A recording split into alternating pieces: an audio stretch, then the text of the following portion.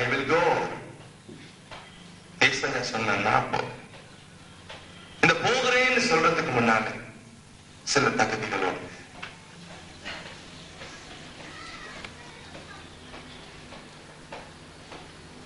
ஏசாயா சொல்லுகிறார்.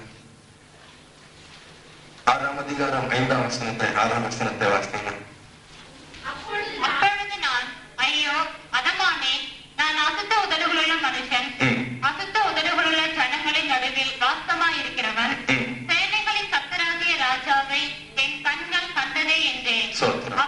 முதல் சொல்றான் பாரு, நான் அசுத்த உதடுகளுள்ள மனுஷன். ஆண்டவரே, என் உதடுகள் அசுத்தமானது, என் வாய் அசுத்தமானது, என் வாழ்க்கை அசுத்தமானது, என் பேச்சு அசுத்தமானது, நான் ஒரு பாவி, நான் ஒரு பரிசுத்தவான் என்று சொல்லுது. நேற்று தினத்துல கிறிஸ்துமஸ் ஆராதனை உட்கார்ந்து போதகர் இப்படி சொன்னாரு, இயேசு யாருக்காக வந்தார் தெரியுமா? பவுல் சொல்லுகிறார், பாவிகளை ரட்சிக்க கிறிஸ்து இயேசு உலகத்திற்கு. ஆமா, இன்னைக்கு கொண்டாட்டமே அவங்களுக்கு தான் சொன்னார். ஆமென் சொல்லு. ஹல்லேலூயா, ஹல்லேலூயா, ஹல்லேலூயா. ஆமென் சொல்லு. நான் பாவி. பவுல் சொல்லுகிறார், பாவிகளிலும் பிரதான பாவி நான். எவன் தன்னுடைய குற்றத்தை உணர்கிறான், எவன் தன்னுடைய வாழ்க்கையை கடந்த காலத்தை நினைச்சு பார்க்கிறான், எவன் நான் பாவி, நான் அசுத்தமானவன், ஆண்டவரே உம்முடைய மகிமையான ஊழியத்தை செய்வதற்கு தகுதி உள்ளவன் அல்ல என்று சொல்லுகிறானோ, அவனை கர்த்தர் தெரிந்து வருவா. ஹல்லேலூயா, ஹல்லேலூயா. இன்னைக்கு நிறைய பேர் மாத்தட்டிட்டு சொல்லுவாங்க, எனக்கு குவாலிஃபிகேஷன் இருக்குது, நான் என்னங்க இவ்வளவுதான் படிச்சிருக்கேங்க, பைபிளை கரைச்சி குடிச்சிருக்கேங்க, 3 முறை கரைச்சி குடிச்சிட்டேன்னு சொல்லுவான். நீ எத்தனை முறை குடிச்சா என்ன? கர்த்தருடைய மகிமையான ஊழியத்தை நீ செய்ய வேண்டுமானால் உன்னை நீ தாழ்த்த. ஆண்டவரே, நான் அசுத்த உதடுகள், என் வாயெல்லாம் அசுத்தையா, என் கண்ணெல்லாம் அசுத்தையா, நான் அசுத்தமானதை பார்த்தவன் ஆண்டவரே, நான் அசுத்தமானதை பேசினவன் ஆண்டவரே, நான் அசுத்தமானதை தொட்டவன் ஆண்டவரே, நான் அசுத்தமான வீட்டில் இருந்தவன் ஆண்டவரே, என் வாழ்க்கை முழுச அசுத்தம். நான் தகுதி இல்லாதவன். ஒரு நாள் தேவன் நம்முடைய ஆலயத்தில் உட்கார்ந்திருந்தார். அங்க 2 பேரும் வந்தாங்க. ஒருத்தன் ஆயக்காரன், ஒருத்தன் பரிசேயன். ஆயக்காரன் சொன்னான், ஆண்டவரே, அதோ நிக்கிறானே அந்த பரிசேயன், அவனை போல நான் பாவி இல்லை, நான் பரிசுத்தவான், நான் தசமாக கொடுக்கிறேன், ஒழுங்காய் என் காரியங்களை செய்கிறேன், கர்த்தருக்கு செய்ய வேண்டியதெல்லாம் ஒழுங்காய் செய்கிறேன் என்று சொல்லி தேவனுக்கு முன்பாக அவன் ஜெபமணினான்.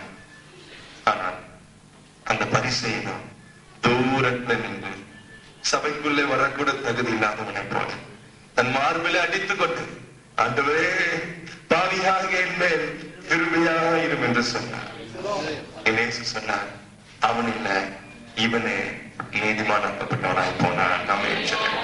ஹல்லேலூயா, ஹல்லேலூயா, ஹல்லேலூயா, ஹல்லேலூயா. உனக்கு ஊழியம் வேணும்னா, உனக்கு தேவன் ஊழியம் கொடுக்கணும்னா, ஒவ்வொரு நாளும் நீ ஊழியத்துல பிரயோஜனப்படுத்தப்படணும்னா, நீ போய் ஆண்டவருடைய சமூகத்துல, ஆண்டவரே, நான் பாவியான மனுஷன், ஆண்டவரே, நான் பாவியான மனுஷன், என் பாவத்தை மன்னியும்.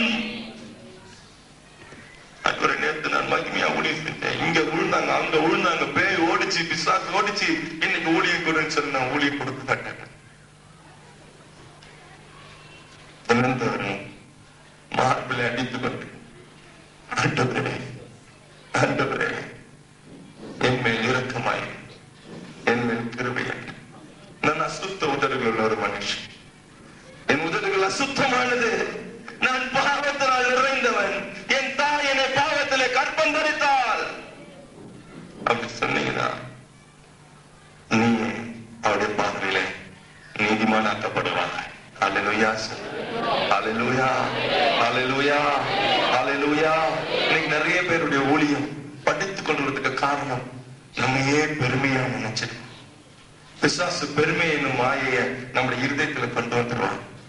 பெருமையா பேசு, பெருமைப்பட்டா ஊழியம் போயிடுங்க. அழைக்கப்பட்டிருப்பாங்க, அபிஷேகிக்கப்பட்டிருப்பாங்க, ஆனா எப்படிப்பட்ட பெருமை வந்தா ஊழியம் போயிடும், ஊழியம் போயிடும். ஒவ்வொரு நாளும் கர்த்தருடைய சமூகத்தில் ஆண்டவரே என் மேல் கிருபையாயிரும், என் மேல் கிருபையாயிரும், என் மேல் கிருபையாயிரும், இன்னைக்கு செய்ய வேண்டியதை எனக்கு கொடுங்க, உண்மையா செஞ்சு முடிக்கிறேன்னு சொல்லி பாருங்க. கர்த்தர் உன் கையில ஊழியத்தை கொடுப்பா, உன் கையில ஊழியத்தை கொடுப்பா. மத்தவங்க கூட சும்மா உட்கார்ந்து இருப்பாங்க, நீ சும்மா உட்கார்ந்து இருக்க மாட்டேன். ஆமென் சொல்லு. ஹல்லேலூயா, ஹல்லேலூயா, ஹல்லேலூயா, ஹல்லேலூயா, ஹல்லேலூயா. அவர் அப்படிப்பட்டவனை தான் அழைக்கிறார். ஒரு எரேமியா என்ன சொல்லுறார் தெரியுமா? ஆண்டவரே, எரேமியா தீர்க்கதரிசி புத்தகம் 1ஆம் அதிகாரம் 4-5 வசனத்தை வாசித்தீங்கன்னா வேதம் சொல்லுறது, ஆண்டவரே நான் சிறு பிள்ளை, என்ன போய் கூப்பிடுறீர, எனக்கு ஒண்ணும் தெரியாது, நான் சிறுவன், எனக்கு பேச தெரியாது, ஒண்ணும் தெரியாது, ஆண்டவரே என்ன போய் அனுப்புறீர.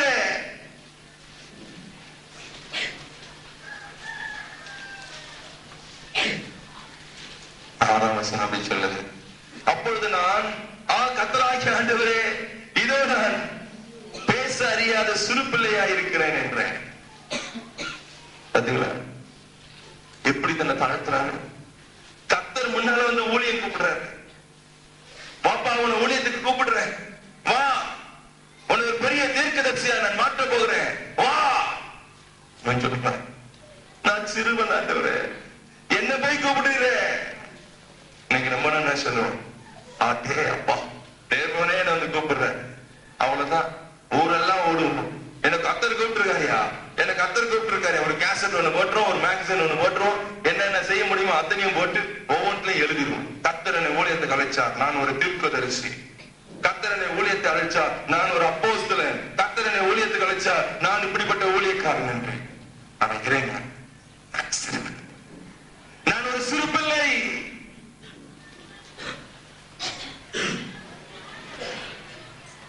இன்றைக்கு மத்தியானத்தில் ஒரு வித்தியாசமான தலைப்பில தேவ செய்தியை எடுக்கும்படி கர்த்தருடைய ஆவியானவர் என்னோடு இடைப்பட்டார். இன்றைக்கு அந்த செய்தியை எடுக்க அந்த அபிஷேகத்தை அவரே கொடுப்பார்.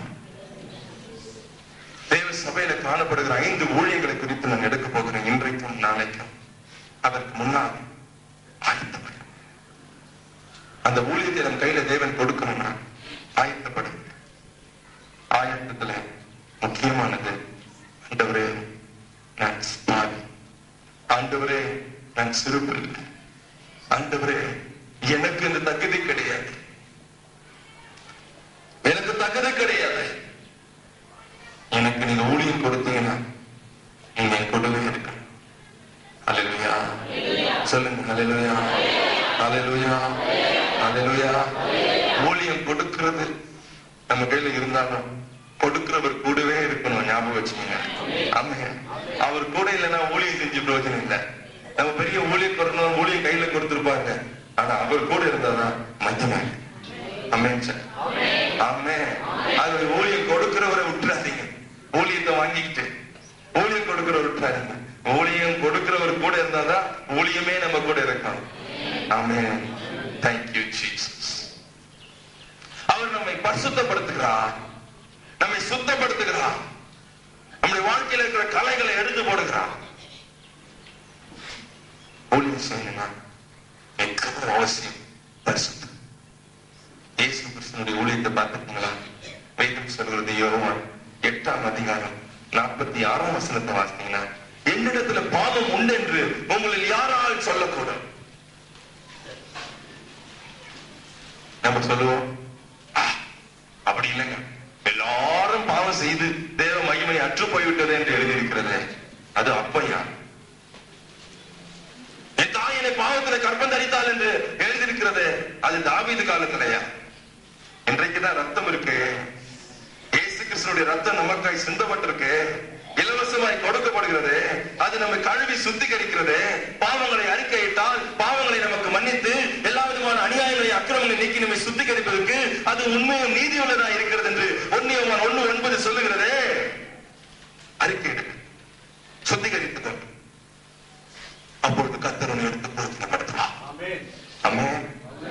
ஹல்லேலூயா, ஹல்லேலூயா, ஹல்லேலூயா, ஹல்லேலூயா. நான் அடிக்கடி நினைக்கிற ஒரு உதாரணம் பெண்களுக்கு அதிகமாய் தெரியும். வீட்டுல பால் காய்ச்சுவதற்கு ஒரு பாத்திரம் வச்சிருப்பான். எல்லா பாத்திரத்திலையும் பாலை காய்ச்சிட மாட்டான். பாலுக்கு ஒரு பாத்திரம் வச்சிருப்பான். அதை கழுவி சுத்தமா கவுத்து, மொத்தமா கழுவி தொடச்சு கவுத்து வச்சிருப்பான். அடுத்து நான் காலையில பால் காய்ச்சனா அதை எடுத்து மீண்டும் கழுவிட்டு தான் பால் ஊற்றுவோம். நேற்று தான் கழுவி தொடச்சி கவுத்து தானே வச்சிருக்கிறோம், அப்படியே ஊத்தலாமே என்று சொல்லி நம்ம நினைக்கிறது இல்லை. மீண்டும் கழுவுகிறோம். கரெக்ட் தானே? ஆமா. ஏன்? பால் கெட்டு போயிடும். கழுவி தானே வச்சிருக்கீங்க, அப்ப ஏன் கெட்டு போகுது? ஏதோ ஒரு பாக்டீரியா உள்ள ஃபார்ம் ஆகி, ஏதோ ஒரு கிருமி உள்ள பூந்துடுது, ஏதோ ஒரு நச்சு கிருமி உள்ள நுழைஞ்சிருக்கு. சுத்தமாக்கப்பட்ட, கழுவப்பட்ட, தொடைக்கப்பட்ட, மீண்டும் மூடி வைத்திருக்கிற ஒரு பாத்திரத்துக்குள்ளேயே எப்படி ஒரு காரியம் நடந்து விடும் என்று நம்முடைய மனது சொல்லுது இல்லையா? அப்படிதான் நம்முடைய வாழ்க்கை. இன்னைக்கு கழுவப்பட்டிருப்போம், சுத்தமாக்கப்பட்டிருப்போம். இன்றைக்கு தேவன் நம்மை பிரயோஜனப்படுத்தி இருப்பார். நாளைக்கு ஏதோ விதத்துல கரைப்பட்டுடும், அசுசி ஏற்பட்டுடும். இந்த பாவ சரீரம் தெரியாத ஒரு இடத்துல பாவத்துக்குள்ள செய்யப்பட்டு, ஆகவேதான் தினந்தோறும் சுத்திகரிக்கிற ஒரு அனுபவம். ஆமென் சொல்லுங்க. ஹல்லேலூயா, ஹல்லேலூயா, ஹல்லேலூயா, ஹல்லேலூயா. இலவசமா இருக்குது நமக்கு. அந்த காலத்துல யூதர்கள் கை கழுவிட்டு தான் சாப்பிடுவாங்க. இயேசுக்கு சொன்னாங்க, உங்க சீஷர்கள் கை கழுவாத சாப்பிடுறாங்க. அப்போ சொன்னார், வாய்க்குள்ள போகிறது மனுஷனை தீட்டுப்படுத்தாது. வாய்க்குள்ள இருந்து புறப்படுறது மனுஷனை தீட்டுப்படுத்தும். காரணம் அது இருதயத்துல இருந்து புறப்படும். அப்ப இருதயத்துல என்ன வருது? தீட்டு புறப்படுது. அப்ப இருதயத்துல இருந்து தீட்டு போகணும்னா கையை இல்ல, இருதயத்தை கழுவிதான் ஆகணும். கரெக்டா? ஹல்லேலூயா. அன்றைக்கு உள்ள போறதை குறிச்சு கவலைப்பட்டாங்க, கை கழுவணும், கை கழுவணும். இப்ப உள்ள போறதை பத்தி கவலைப்படாத, உள்ள இருந்து வெளியே வரதை பத்தி கவலைப்படுங்க. இருதயத்தை கழுவு, சுத்திகரி. அப்பொழுது ஒரு மனுஷனுடைய கண்கள் சுத்தமா இருந்தால், வேதம் சொல்லுது, உன் கண்கள் தெளிவா இருந்தால் உன் சரீரம் முழுவதும் வெளிச்சமா இருக்கும். உன் கண்கள் கெட்டதா இருந்தால் உன் சரீரம் முழுவதும் இருளா இருக்கும். அப்ப கண்கள் சுத்தமா இருக்கணுமே. சுத்தமா எல்லாம் இருளாயிரம் சரீரம். இருளான ஒரு சரீரத்துல தேவன் வாசமா இருக்க மாட்டான். உன் சரீரம் இருளாகுவதற்கு காரணம் உன் கண்கள். ஆக கண்களை சுத்தப்படுத்து. ஆமென் சொல்லுங்க. ஹல்லேலூயா. அப்போ ஒவ்வொரு நாளும் சுத்திகரிப்பது அவசியம். ஒவ்வொரு ஊழியத்துக்கு முன்பாக சுத்திகரிப்பது அவசியம். ஒவ்வொரு ஜெபத்துக்கு முன்பாக சுத்திகரிப்பது அவசியம். அப்ப பெருசா நடிச்சுட்டு உடனே முட்டி போட்டு, oh lord my god come down and help me சொல்லுவோம். என்னமோ பெரிய இதுவார், ஆண்டவரே இறங்கி வாங்க, இதை செய்யுங்க, அதை செய்யுங்க, ஓ ஃபயர் காட்சின்னுவாங்க. இல்ல சார், முதல்ல என்னை கழுவு, என்னை சுத்தமாக்கு. நீங்க உங்க சுத்தகரிச்சு பாருங்க, அல்லங்க புறப்படுதா இல்லையா? நீங்க உங்களை சுத்திகரிச்சுக்கிட்டே இருந்து பாருங்க, ஆவியானவர் இந்த ஆலயத்துக்குள்ள உலாவுகிறாரா இல்லையா? ஆமென். ஹல்லேலூயா. அன்னைக்கு சாலமோன் மண்டபத்துல தேவா இயேசு உலாவினார் என்று எழுதியிருக்கிறது. நீங்க தான் இன்னைக்கு தேவனுடைய மண்டபம், நாம் தான் இன்னைக்கு தேவனுடைய ஆலயம். இதற்குள்ள தேவன் உலாவுவா. உலாவுனா சுத்தமா இருக்கிறார். Thank you Jesus. ஹல்லேலூயா. யோவான் 14ஆம் அதிகாரம் 30ஆம் வசனத்தை வாசித்தீங்கன்னா, இந்த உலகத்தின் அதிபதி என்னிடத்துல வரா, ஆனா அவனுக்கு என்னிடத்துல ஒன்றும் இல்லை என்று சொன்னார். Satan should have nothing with you. Other words, you should not have anything with the Satan. நீ ஊழியத்துல பிரயோஜனப்படுத்தப்படனா பிசாசுக்கும் உனக்கும் சம்பந்தம் இருக்கக்கூடாது. அவனுக்குரிய காரியம் ஒன்று உங்களிடத்துல இருக்கக்கூடாது.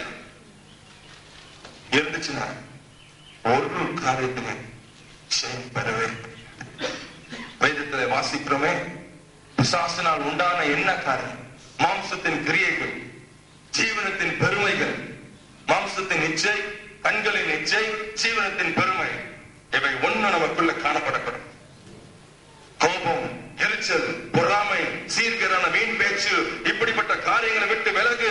வேதம் கொடுக்கிற அத்தனை காரியத்தையும் நாம் கடைபிடிச்சிட்டு இருந்தோம்னா தேவன் உன்னை கொண்டு மகிமையான காரியங்களை செய்வார். ஆமென் சொல்லுங்க. ஹல்லேலூயா, ஹல்லேலூயா. இதுவும் எனக்கு வேணும், அதுவும் எனக்கு வேணும்னா ஒண்ணும் நடக்காது. இதுவும் வேணும், ஒண்ணும் நடக்காது.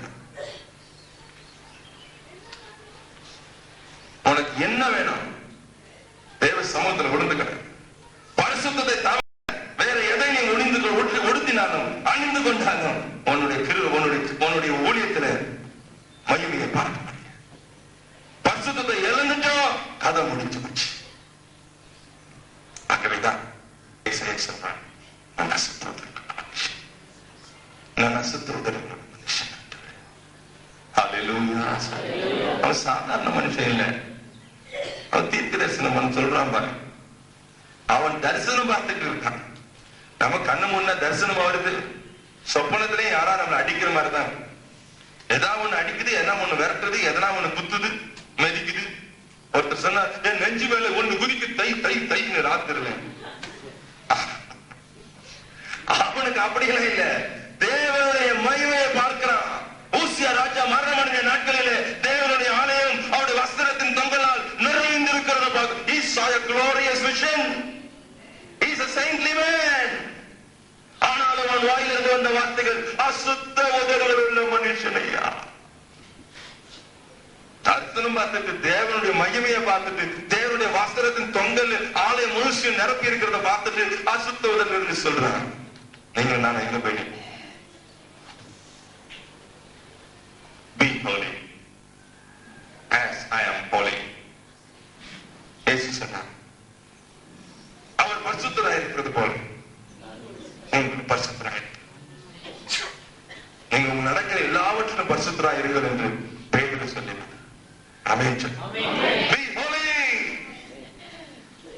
பரிசுத்தம் இல்லாமல் ஊழியம் செய்ய முடியாது.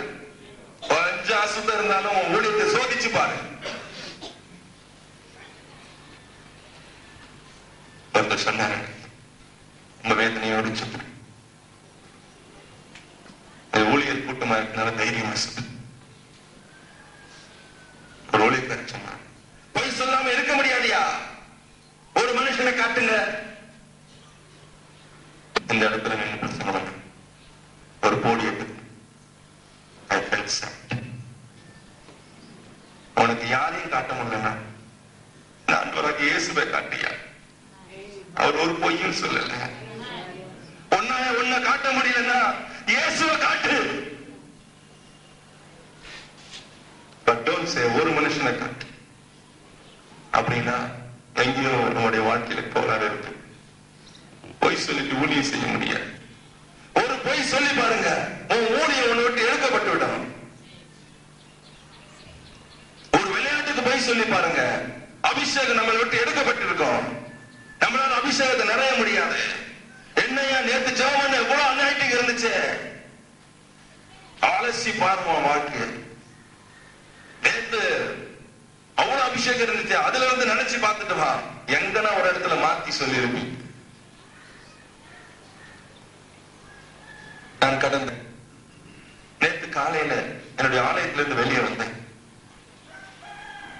அப்ப என் போதகர் வெளியே நின்றுட்டு இருந்தார். பாஸ்டர் சொன்னாரு, ஐயா பேசுறேன் போனா உங்களை பார்க்க சந்தோஷம் தான். நீங்க ஆமா, நம்ம ஆண்டு விழா வந்துச்சு அன்னைக்கு நீங்க எங்க போனீங்க, நீங்க வரலையே. நான் சிரிச்சிட்டு நடந்தேன். ஊர்ல இல்லையோ, ஒழித்து போயிட்டீங்களோ. நான் ஒரு நிமிஷம் யோசிச்சேன். ஒண்ணு சொன்னா கதை முடிஞ்சு போச்சு. நான் வீட்டுலதான் இருந்தேன். அடுத்த நாள் காலையில எனக்கு ஊழியம். அன்னைக்கு ராத்திரி என்னால போக முடியல. என்ன தேவன் நடத்துகிற விதங்கள் சில வித்தியாசமானது. முந்தின நாள் எங்கேயும் நான் போக முடியாது. ஒண்ணு சொன்ன மீண்டும் கேட்டு பாருங்க, ஒழித்து போயிட்டீங்களோ. இப்படிதான் பிசாசு நம்மளை ஏமாத்தவன் சொன்னேன். பாஸ்டர் சொல்லல, நம்மளை சோதிக்கிறதுக்காக பிசாசு இப்படி நம்மளை தந்திரமாய் எடுக்கும். நான் சொன்னேன், இல்லையா அடுத்த நாள் ஒளி இருந்துச்சு. அவன் சரின்னு விட்டுட்டேன். வழியிலதான் நினைச்சேன், எப்படி ஒரு சோதனை வச்சேன். நேற்று மாத்திரம் அந்த வார்த்தையில அவன் சொல்லிட்டு வந்தா நீங்க பேச முடியுமா, நீங்க நிக்க முடியுமா, வெட்கப்பட்டு இருப்பான். அல்லேலூயா, அல்லேலூயா. பிசாசு நம்மை சோதிப்பான், ஏமாற்றுவான். கவனமா அந்த வாய்க்கு காவல் வச்சு. சங்கீதம் 141:3 சொல்லுகிறது, கர்த்தாவே என் வாய்க்கு காவல் வையும், என் உதடுகளின் வாசலை காத்துக் கொள்ளலன்னா ஒளி செய்ய முடியாது. காத்துக்கொள்ள, பரிசுத்தமாய் காத்துக்கொள்ள, எல்லாவற்றிலும் காவல் வை. நீதிமொழிகள் 4:23 சொல், எல்லா காவலோடும் உன் இருதயத்தை காத்துக்கொள், அது அதிலிருந்து ஜீவ ஊற்று புறப்படும். பாவத்துக்கு விலக்கி காத்துக் கொள்ளும். என்ன செய்வோமோ தெரியாது, ஓடியாது போயிடுவோம். யோசேப்பை போல பரிசுத்தத்தை மாத்திரம் காத்துக்கணும். ஆமென். ஹல்லேலூயா. யாரை தேவன் தெரிந்து கொள்வார்? ஒரு பரிசுத்தமான பாத்திரம். 2 தீமோத்தேயு 2ஆம் அதிகாரம் 21ஆம் வசனம் சொல்லுது, ஒருவன் இவளை விட்டு தன்னை சுத்திகரித்துக் கொண்டான், அவன் சுத்தமாக்கப்பட்டதும் எஜமானுக்கு உபயோகமானதும் எந்த நற்கிரியைக்கும் ஆயத்தமாக்கப்பட்டதுமான கனத்துக்குரிய பாத்திரமாயிருப்பான்.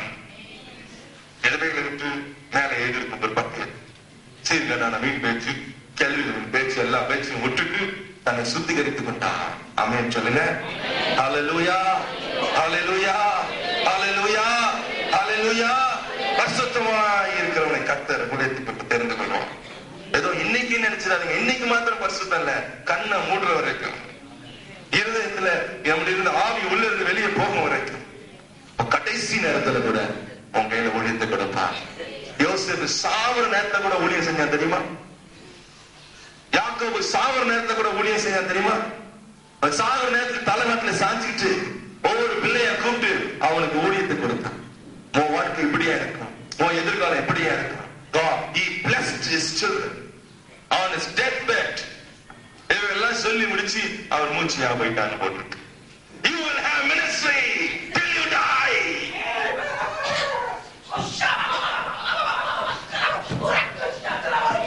Your ministry will not end today or tomorrow.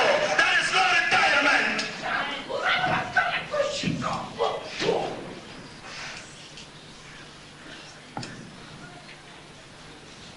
சாவுதான் நமக்கு முடியும்.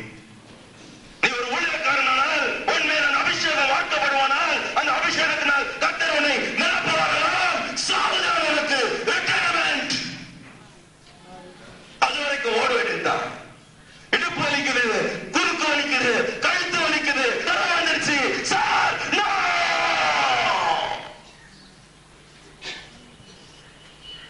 ராத்திரியெல்லாம் வேதனை, தலை முடியாத வயிற்று வலி, நான் பிராணம் வரும்போது வாந்தி, ராத்திரியை படுக்கல, வேதனையோடு படுத்திருந்தேன். But I'm standing here. That is the call. அதை செய்யாமல் போனால் எனக்கு ஐயோ. Don't give CL medical leave கொடுக்காதீங்க, கேஷுவல் லீவ் கொடுத்துறாதீங்க ஆண்டவர்கிட்ட. நோ சார், என்ன வேணாலும் போவேன் என்று சொல்றவனை நான் தேவன் தெரிந்து கொள்ள. ஹல்லேலூயா, ஹல்லேலூயா, ஹல்லேலூயா, ஹல்லேலூயா, ஹல்லேலூயா. அப்படிப்பட்டவனை தான் தேவன் பிரயோஜனப்படுத்த முடியும். ராத்திரி படுக்கையில குழந்தைய மரண படுக்கையில விட்டுட்டு மனைவி ஆஸ்பத்திரியில குழந்தையோடு படுத்து கிடக்கிறான். இந்த ஊழியக்காரனால போய் பார்க்கவும் முடியாது, ஆஸ்பத்திரிக்கு போக முடியாது. என்ன அடுத்த நாள் ஊழியத்துல நிக்கணும். முந்தின நாள் எங்கேயும் போகாதவங்க நாளைக்கு ஊழியன்னா இன்னைக்கு ஊர் சுத்திட்டு வர்றவங்க இல்ல.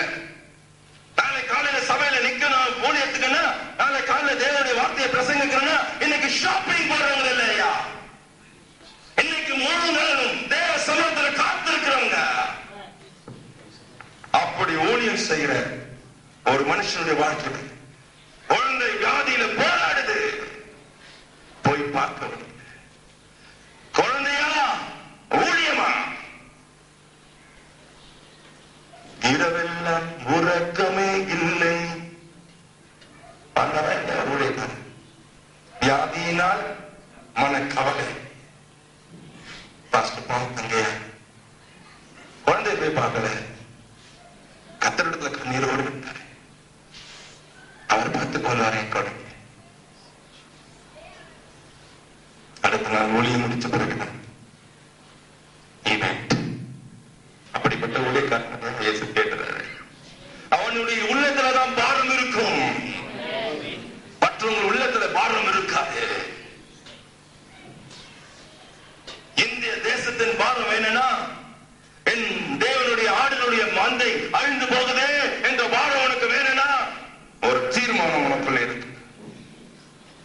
அவர்களை தான் கர்த்தர் எடுத்து பிரயோஜனப்படுத்துவார். Hallelujah. Oh, wonderful Jesus.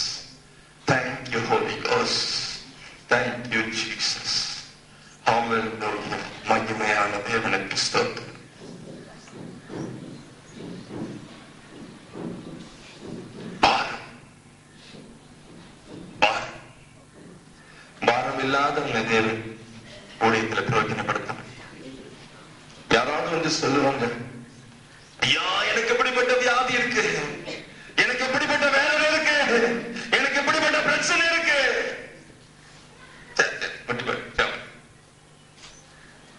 அப்படி அவங்க பிரச்சனையை எடுத்து நம்முடைய பிரச்சனையாய் மாற்றி தேவ சமூகத்துல போய் கதறுகிறோமே, அதுதான் பாரம். அப்படிப்பட்ட பாரம் உள்ளவனா தேவன் நம்முடைய ஊழியத்தை கொடுக்கும்படி அழைக்கிறார். அடியிலும் காவலிலும் பட்டயத்திலும் உபத்திரவத்திலும் ஏமாற்றத்திலும் நிர்வாணத்திலும் பஞ்சத்திலும் பட்டினியிலும் பெரிய பட்டியலையே கொடுக்கிறார். ரோமர் 8ஆம் அதிகாரத்தில் 26 வாசிக்கிறேன். பவுல் சொன்னார், ஆண்டவரே அவருக்காக நான் ஊழியம் செய்தேன், அவருக்காக நான் என்னவனே சமைப்பேன், கிறிஸ்துவின் அன்பை விட்டு என்னை பிரிப்பவன் யார்? ரோமர் 8:36 39 வரைக்கும் வாசிக்க வேணும். அப்படி ஊழியம் செய்யறதுதான் கர்த்தர் தேடுகிறார். என்ன ஓடுவேன், மூச்சு இருக்கிற வரைக்கும் ஓடுவேன். கைகள் கட்டப்பட்டிருக்குது, கால்கள் கட்டப்பட்டிருக்கிறது, அங்க கூட ஒரு குழந்தைய பெற்று இருக்கிறான். இந்த பவுல், அவனுக்கு பெயர் ஓனேசிமு. நான் கட்டப்பட்டிருக்கிறேன், பெற்றெடுத்த மகனாகிய ஓனேசிமை குறித்து எனக்கு எழுதுகிறேன். எனக்கு கட்டு வந்துருச்சியா, என்னை கட்டி போட்டாங்கயா, நான் சிறைச்சாலையில் இருக்கிறேன் அழுவல.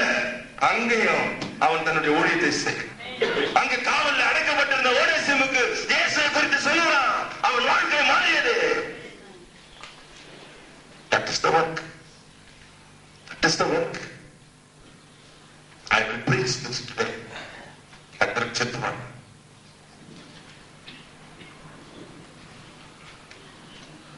ஒரு ஊழியக்காரனுடைய காரணம் ஒரு எஸ்தருடைய உள்ளத்துல பாரம் இருந்தது. ராஜ அரண்மனையில இருந்தது. சொன்னா நான் செத்தாலும் சாகிறேன். எஸ்தர் 4:17 சொல்லுறது, நான் செத்தாலும் சாகிறேன்.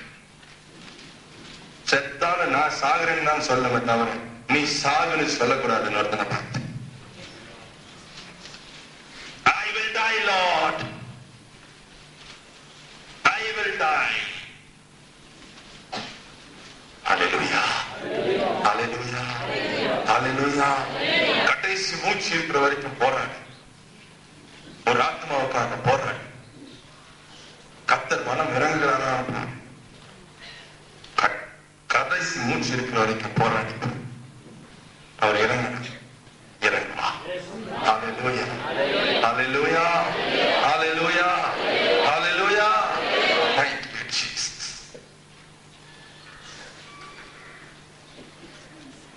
நம்ம அதிகமா பேசணும்னு நினைச்சு நமக்கு நேரம். யாரை தேவன் அழைப்பான்?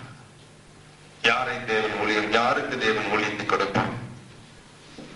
மூன்றாவது, வேத வசனத்தினால் நிரப்பப்பட்ட ஒருவனுக்கு தான். வேதம் நம்முடைய இருதயத்தில் இருந்தால் அதுதான் மற்றவர்களுக்கு மருந்து. அவர் தம்முடைய வார்த்தையை அனுப்பி குணமாக்குவார்.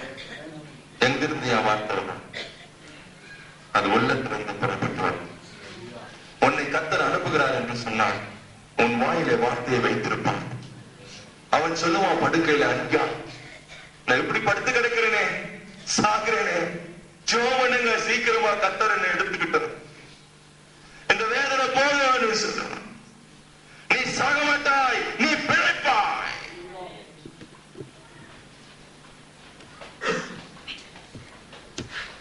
கர்த்தர் தம்முடைய வார்த்தையை அனுப்பி அவர்களை குணமாக்கினார். வார்த்தை எங்கிருந்து வரும்? வாயிலிருந்துதான் வர அந்த வார்த்தை. அல்லேலூயா சொல்லுங்க, அல்லேலூயா சொல்லுங்க. தீர்க்கதரிசியுடைய வாயில, ஆசாரியனுடைய வாயில கர்த்தர் வேதத்தை, ஜனங்கள் வேதத்தை தேடுவார்களே. உன் வாயில வேதத்தை தேடுவாங்கப்பா. உன் வாயில வேற எதையும் தேட மாட்டான், சாக்லேட்டை தேட மாட்டான், வேதத்தை தேடுவாங்க. இன்றைக்கு வாய் திறந்தா தீர்க்க தரிசனங்கள், ஏதோ தீர்க்க தரிசனங்கள். அந்த வேதத்தை தான் தேடும். உன் வாயிலிருந்து புறப்படுகிற வார்த்தைகள் வேத வார்த்தையாக தான் இருக்கும். ஆமென் சொல்லு. ஹல்லேலூயா, ஹல்லேலூயா, ஹல்லேலூயா. கர்த்தருக்கு மகிமை உண்டாகட்டும். வேத வார்த்தையில நீ நிரம்பி இல்லாவிட்டால் உன்னை தேவன் ஊழியத்தில் எடுத்து பிரயோஜனப்படுத்த முடியாது. ஊழியத்தை அழைச்சவன ஓட்டமா சில பேர் ஓடிடுவாங்க. இல்ல இல்ல இல்ல, உனக்கு அழைப்பு கொடுக்கிறாரா, போய் காத்திரு. நீ காத்திருக்கிற நாட்கள்ல அதிகமான வேதத்தை வாசி, வேதத்தை தியானம் பண்ணு, வேதத்தை மனப்பாடம் பண்ணு, வேத வார்த்தைகளால் நிரம்பு. வேதம் சொல்கிறது.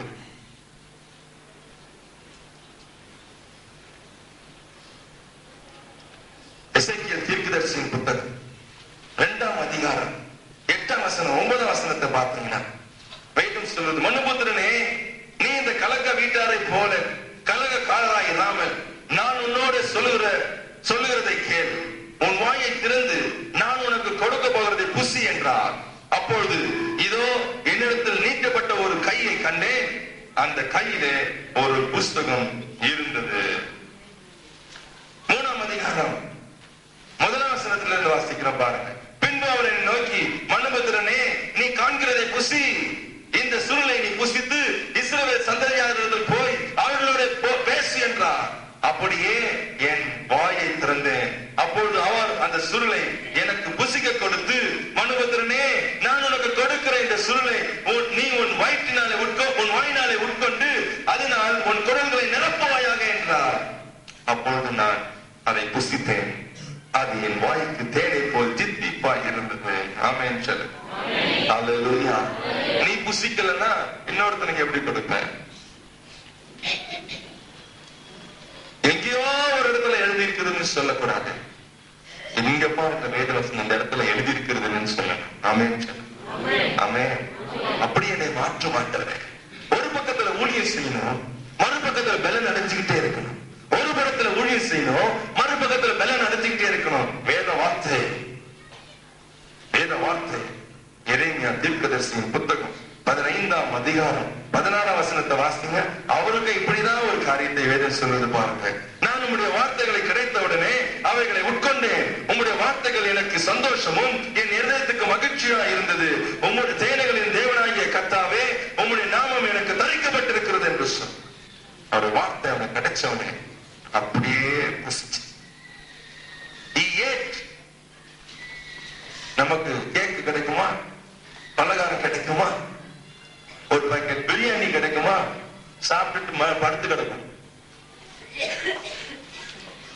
ஆனா வேத புத்தகம் கிடைச்சான அவன் சாப்பிட்டானா. ஆமென்.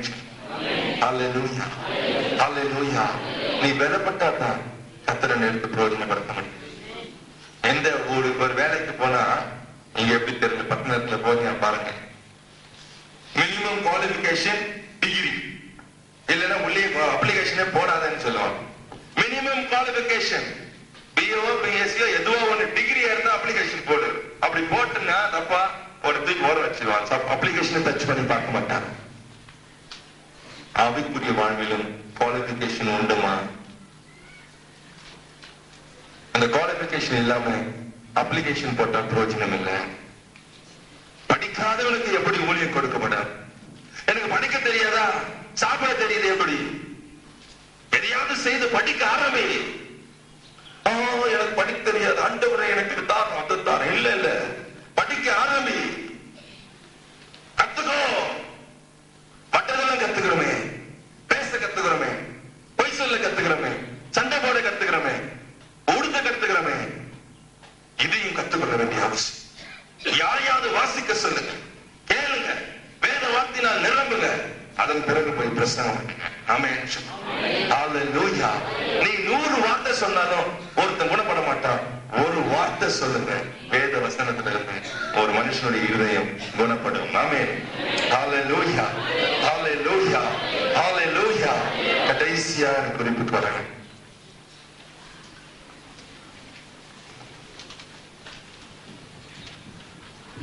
யாத்திராகமம் 3ஆம் அதிகாரம் 10ஆம் வசனத்தை வாசித்தீங்கன்னா,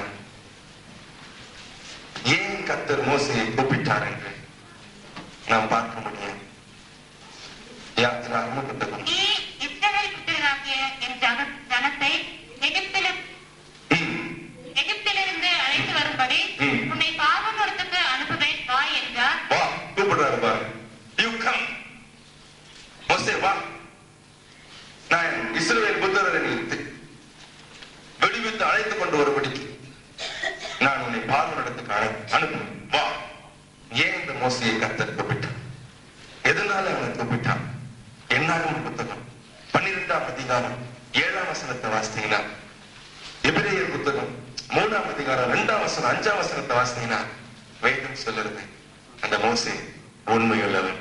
ஆமென். ஹல்லேலூயா, ஹல்லேலூயா. நான் இப்ப பிரசங்கம் பண்றதெல்லாம் மதியான பிரசங்கத்துக்கு இதுக்கு சம்பந்தமே இருக்காது. இதுல உங்களுக்கு தேவனோட தொடர்பு இல்லைன்னா அதுக்கு இதுக்கு சம்பந்தமே இல்லாத போயிட்டு உண்மை இல்லாமல் ஊழியம் செய்ய முடியாது. You cannot serve God without truth. பொய் சொல்லிட்டு ஊழியம் செய்ய முடியாது. சில பேர் சில வீட்டுக்கு ஹவுஸ் விசிட்டிங் போவாங்க. முதல்ல தெரிஞ்சிருக்கும் வீட்டுக்கு தான் போறேன், ஜெபம் பண்ண போறேன், வீட்டுக்குள்ள போறேன். என்னையா திடீர்னு வந்துட்டீங்களே, என்ன சிஸ்டர் திடீர்னு வந்துட்டீங்களே, இங்க ஒரு வீட்டுக்கா போனா திடீர்னு உங்க வீடு வந்துச்சு உள்ள நுழைஞ்சிட்டேன். ஆனா அவங்க வீட்டுக்குன்னு தான் போயிருப்பாங்க, ஏதாவது காணிக்க கிடைக்கும்னு சொல்லிட்டு. அங்க போறேன் இங்க வந்துட்டு போறேன்னு சொல்லாதீங்க. அது பேர் போய் உண்மை இல்லாத வாழ்க்கை. உண்மை, ஒரு உண்மையிலவனை தான் தேவன் தெரிந்து கொள்ளுவான். ஒரு உண்மையிலவன் மோசேயை ஏன் தேவன் கூப்பிட்டு அப்படி ஒரு மகிமையான ஊழியத்தை கொடுத்தான்? அவன் தேவனுடைய வீட்டில் எங்கும் உண்மையிலவன். ஆமென் சொல்லுங்க. ஹல்லேலூயா, ஹல்லேலூயா, ஹல்லேலூயா. உங்க வாழ்க்கையை அலசி பாருங்க, எங்கன்னா உண்மை இல்லாத நிலைமை இருக்கா? நீங்க இன்னைக்கு ஊழியக்காரராக கூட இருக்கலாம், ஊழியம் செய்து கொண்டு கூட இருக்கலாம். உண்மை இல்லைன்னா உன் ஊழியத்துல வல்லமை இருக்க, உன் ஊழியத்துல வெற்றி இருக்காது. ஏதோ தப்பு பண்ணிருப்போம், அவங்க வந்து தப்புன்னு சொல்லுவாங்க. கிடையாது, நான் அப்படி சொல்லலன்னு சொல்லாத. தப்புன்னா தப்புதான், அதுதான் உண்மை. ஆமென், ஆமென் சொல்லுங்க. ஆமென், ஆமென். பவுல் என்ன அழகா சொல்றாரு, 1 தீமோத்தேயு 1ஆம் அதிகாரம் 12ஆம் வசனத்துல, அவர் என்னை உண்மை அல்லவன் என்று எண்ணினபடியா இந்த ஊழியத்துக்கு என்னை ஏற்படுத்தினார். சும்மா கூப்பிட மாட்டாரு, இல்லைன்னா நம்மளும் செருப்பு தேய்ச்சி நடக்க வேண்டியதுதான். நம்மளும் ஊழியம் செய்யறோம்னு சொல்லிக்கணும். நான் ஊழியக்காரன், நான் ஊழியக்காரன், நான் ஊழியக்காரன் சொல்லிக்க வேண்டியதுதான். கொஞ்ச நாளைக்கு முன்னாடி என் மனைவி சொன்னா, ஒருத்தர் வீட்டுக்கு வந்தாரு, யாருன்னே தெரியல, யாருன்னு கேட்டாரு. இல்ல நான் ஒரு ஊழியக்காரன், உன் வீட்டுல ஜாப் பண்ணலான்னு சொன்னாங்க. இவளுக்கு என்ன செய்ய தெரியல, எது ஊழியக்காரன்னு சொல்றாருன்னு சொல்லிட்டு சரின்னு சொன்னாங்க. வீட்டுக்கு வந்திருக்காரு, உள்ள வந்து உட்கார்ந்து இருக்காரு. கொஞ்ச நேரம் பேசும்போது சொன்னாரா, என்ன சாதாரண ஊழியக்காரன் நினைச்சுக்காதீங்க, நான் பிரதர் டிஜிஎஸ் தினகரன் போன வல்லமையுள்ள ஊழியக்காரன். என்ன இதுலயே தெரிஞ்சு போச்சு இவர் என்ன வல்லமையுள்ள ஊழியக்காரன். தான வந்து சொல்லிக்குவான், நான் பெரிய வல்லமையுள்ள ஊழியக்காரன் சொல்லிட்டு. சார், அது உண்மை கிடையாது, அது உண்மை கிடையாது. உண்மையில்லாத ஊழியம் செஞ்ச தேவனுடைய சாபம் உண்மையில் வந்துடும்.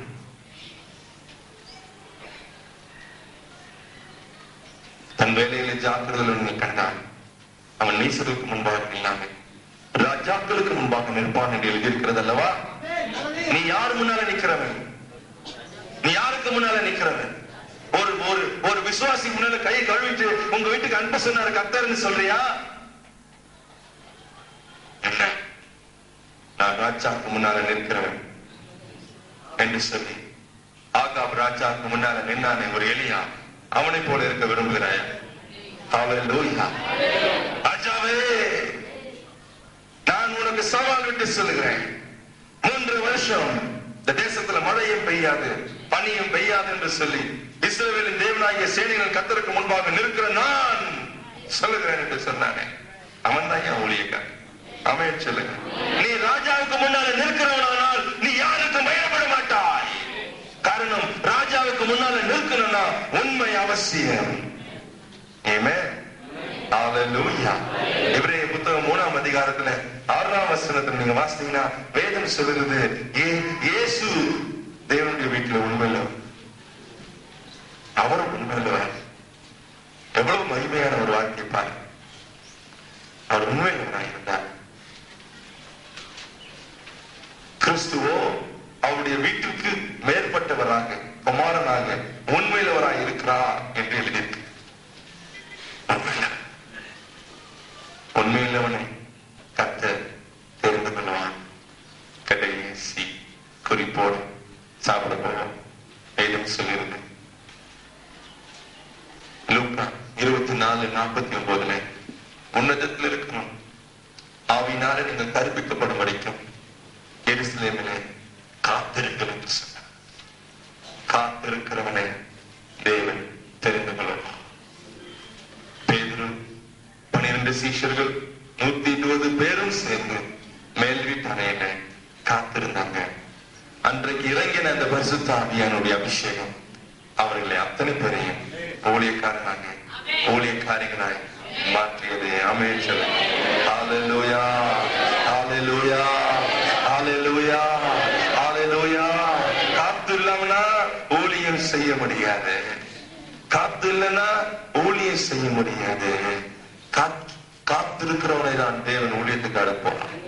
ஆண்டவரே, நாளைக்கு நான் நிக்கணுமே, என்ன செய்யணும்? சென்னையில ஒரு பெரிய சபை உண்டு. அந்த சபையுடைய போதகரை நான் அறிவேன்.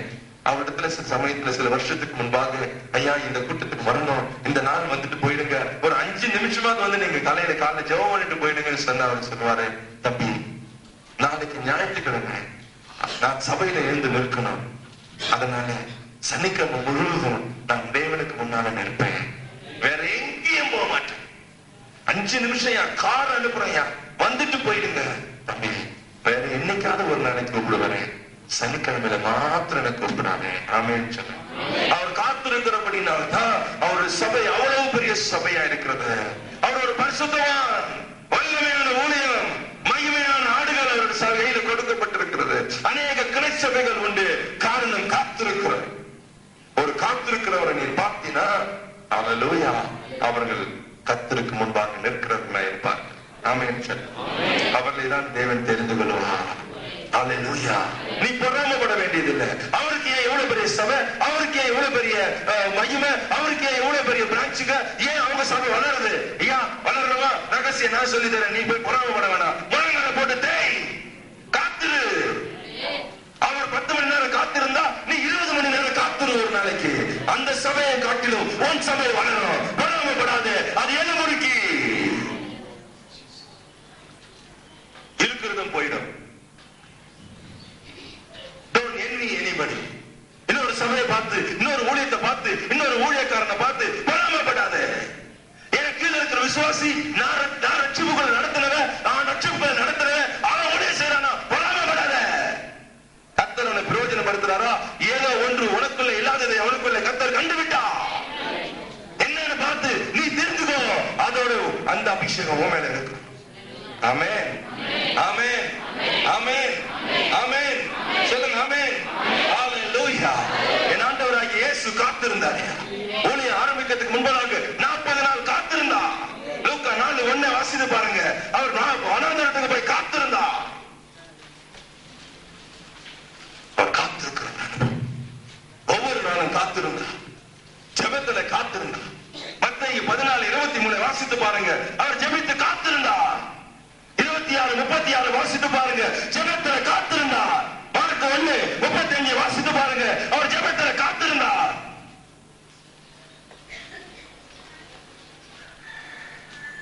லூக்கா 5:16 6:12 வாசித்து பாருங்க. அவர் ஜெபத்து காத்திருந்தார்.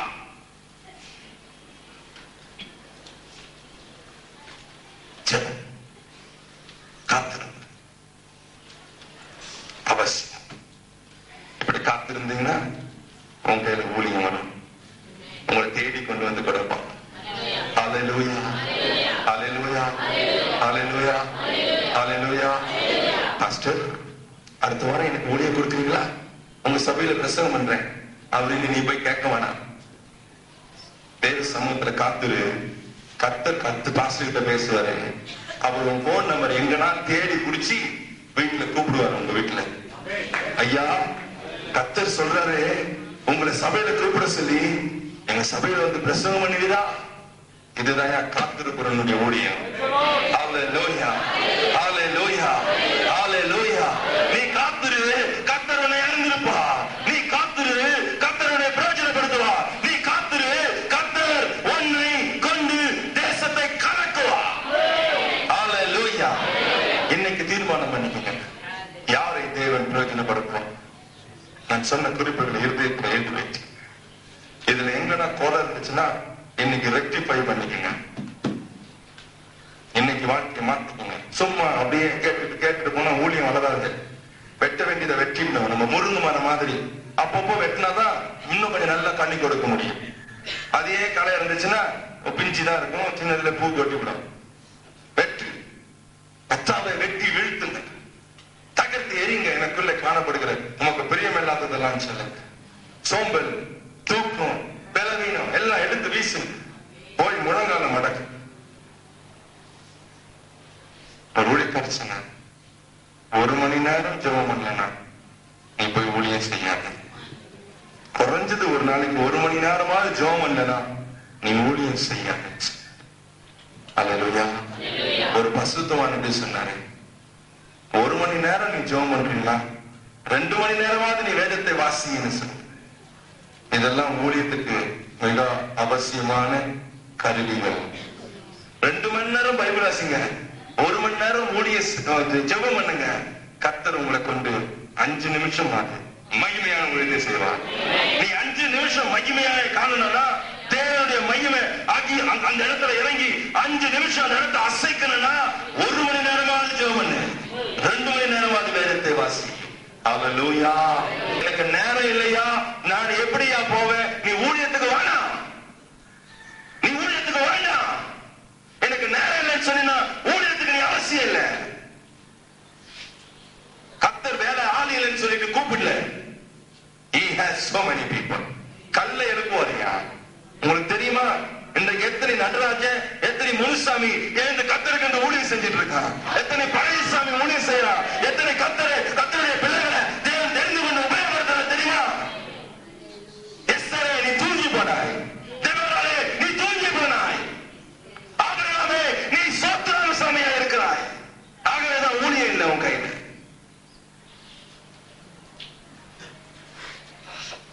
ஊழியம் செய்யணும்னா முழங்கால தேய்ந்து வேதத்தில் வல்லவர்களாய் மாறுங்க. அனலும் இல்லாம குளிரும் இல்லாம ஏன் ஊழியம் செய்யற? அனல் இல்லையா? அனல் எங்க இருந்து வரும்? வேதத்தில் நீ வல்லவனாயிரு. அப்போஸ்தலர் 18:24 வாசித்து பாருங்க. அவன் அப்போலோ என்பவன் வேதத்தில் வல்லவனாயிருந்தான், அவன் ஆவியிலே அனல் உள்ளவனாயிருந்தான் என்று எழுதியிருக்கிறார். நீ வேதத்தில் வல்லவனாகு. இன்னைக்கு எல்லாம் மற்றதுல வல்லவனாகுவாங்க. அடியில குஸ்தியிலும் மற்ற காரியத்துல வல்லவன் பேர் வேற சொல்லிக்குவாங்க, நான் வல்லவன். என்ன முடியுமா அப்படின்னு சொல்லுவான். என்கிட்ட பேச முடியுமா? ஒன்னு பேசினா சூப்பரா பேசுவேன். வேதத்துல வல்லவனாக இருக்கும். அண்ணல் உனக்குள்ள இருக்கணும். அந்த அண்ணல் உனக்குள்ள இருந்துச்சுன்னா ஊழியம் கையில இருக்கணும். கரங்களை தட்டுங்க. ஊழியத்துக்கு இருக்கிற தேவன். ஹalleluya ஹalleluya ஹalleluya ஹalleluya. முழங்கால் படி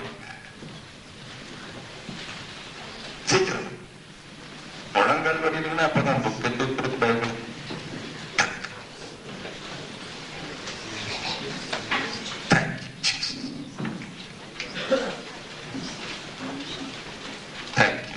எனக்கு அநேக ஜனங்கள் உண்டு. தேங்க்யூ டாடி, ஓ தேங்க்யூ டாடி, ஓ தேங்க்யூ டாடி, ஓ தேங்க்யூ டாடி, தேங்க்யூ டாடி. நீ பயப்படாத, போகும். இந்த பட்டணத்தில் எனக்கு அநேக ஜனங்கள் உண்டு என்று சொன்னாரு. தேங்க்யூ டாடி, ஓ தேங்க்யூ டாடி, ஓ தேங்க்யூ டாடி.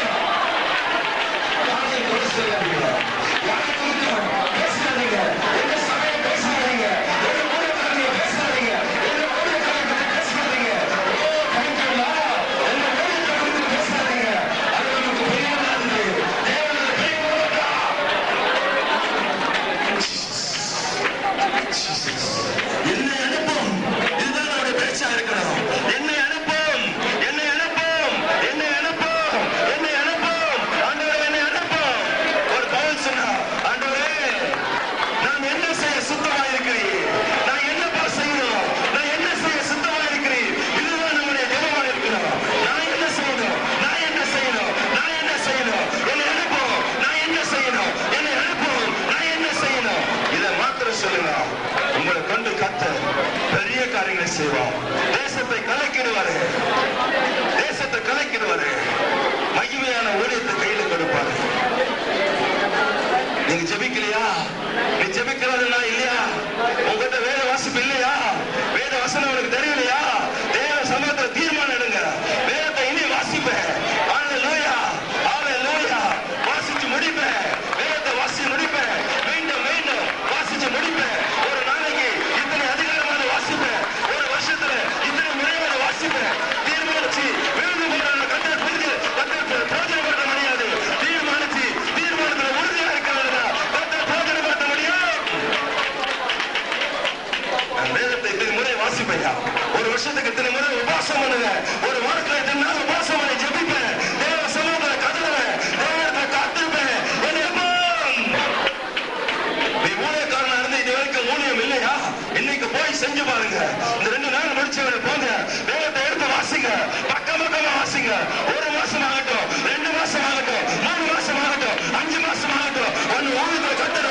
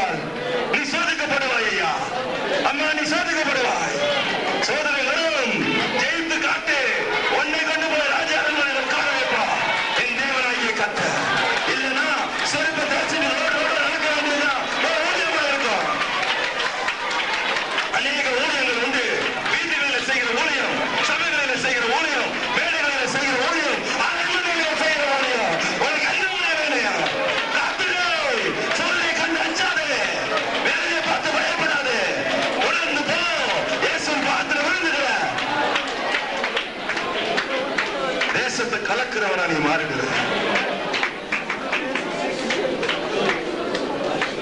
எந்த பிசாசு நமக்கு விரோதமா நிற்கும்?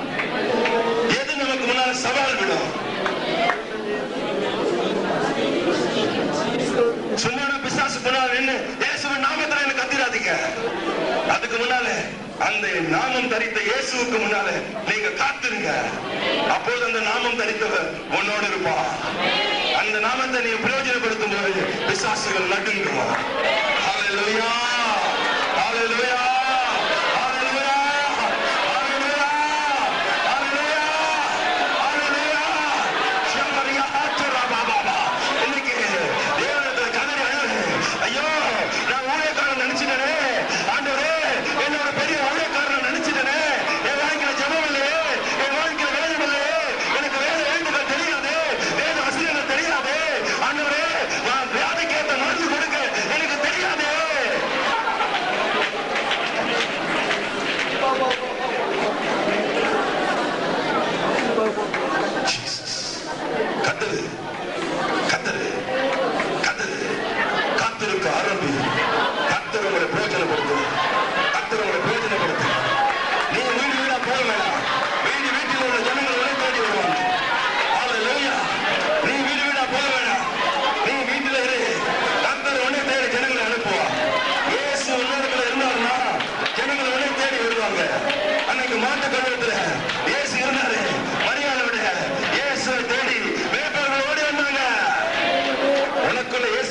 போல் ஜனங்கள் ஓடி வருவாங்க.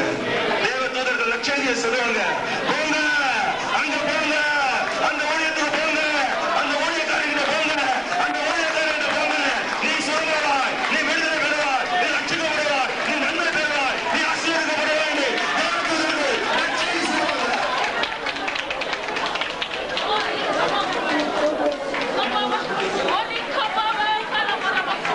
என்னோட பாவம் இருக்கிறேன், எனக்கு பாவம் உண்டு, ரகசிய பாவம் உண்டு, என் வாழ்க்கை ரகசிய பாவம் உண்டு, என் மனைவிக்கு தெரியாத பாவம் உண்டு, என் புருஷனுக்கு தெரியாத பாவம் உண்டு, என் பிள்ளைகளுக்கு தெரியாத பாவம் உண்டு, என் பெற்றோருக்கு தெரியாத பாவம் உண்டு, என் மோதலுக்கு தெரியாத பாவம் உண்டு, என் சபைக்கு தெரியாத பாவம் உண்டு. அது எனக்கு தெரியாத சொல்லுங்க. இயேசுவோட கதை எழுதி பாவம் இருக்கிற இடத்துல பரிசுத்த வாசம் செய்யலாம். அவர் பாவத்தை மன்னிக்கிறவர், பாவிகளை நேசிக்கிறவர். அவர் பாவத்தை நேசிக்க மாட்டார். பாவத்தை வெறுக்கிறவர் பாவிகளை தான் நேசிக்கிறவர். உனக்குள்ளே பாவம் இருந்தா கதை அழுது, இப்ப அழுது, இப்ப அழுது. ஆண்டவரே, நான் ஒரு பாவி, நான் ஒரு பாவி, அசுத்தமான ஒரு பாவி, அசுத்தமான கண்களோட பாவி, அசுத்தமான இருதயத்தோட பாவி. என் கைகள் அசுத்தமானது, என் கால்கள் அசுத்தமானது, என் செயல்கள் அசுத்தமானது. ஆண்டவரே, என் சீரர்கள், என் எண்ணங்கள், என் யோசனைகள் அசுத்தமானது. கேட்காதே, கேட்காதே, என்னை மன்னியும், என்னை மன்னியும். சொல்லுது, அழுது, நீ வித்தியாசப்பட்டவங்களா இங்கிருந்து போவீங்க. கர்த்தர் உங்களை வித்தியாசப்படுத்த போகிறார். சகோதரனே, சகோதரியே, உன்னைதான் தேவன் தேடுகிறார். ஆனால் அவர் தேடுகிற பாத்திரம் பரிசுத்தமாய் இருக்க வேண்டும் என்று விரும்புகிறார். ஹல்லேலூயா. உன்னை பரிசுத்தப்படுத்த பரிசுத்த ஆவியானுடைய ஆளுகைக்கு உன்னை ஒப்புக்கொடு. இயேசுவின் ரத்தத்தினால் கழுவப்பட அவர் ரத்தத்தை உன் வாழ்க்கையில் நீ கிளைம் பண்ணி அவரை சுத்திகரிப்பா. நீ பரிசுத்தமாக்கப்படுவாய். அந்த பொக்கிஷம் உனக்கு கொடுக்கப்படும். வல்லமையான ஊழியத்தை செய்ய பொக்கிஷம் உனக்கு கொடுக்கப்பட்டது. உன் பலத்துல ஒண்ணு இல்லம்மா, உன் பலத்துல ஒண்ணு இல்ல. வேதம் சொல்லுறது சகரியா 4:4 பலத்தினாலும் அல்ல, பராக்கிரமத்தினாலும் அல்ல, தேவனுடைய ஆவியினாலே எல்லாம் ஆகும். தேவனுடைய ஆவியினால் நிறைந்த ஊழியர்களாக இருக்குமானால் எல்லாம் ஆகும், எல்லாம் ஆகும், எல்லாம் ஆகும், எல்லாம் ஆகும்.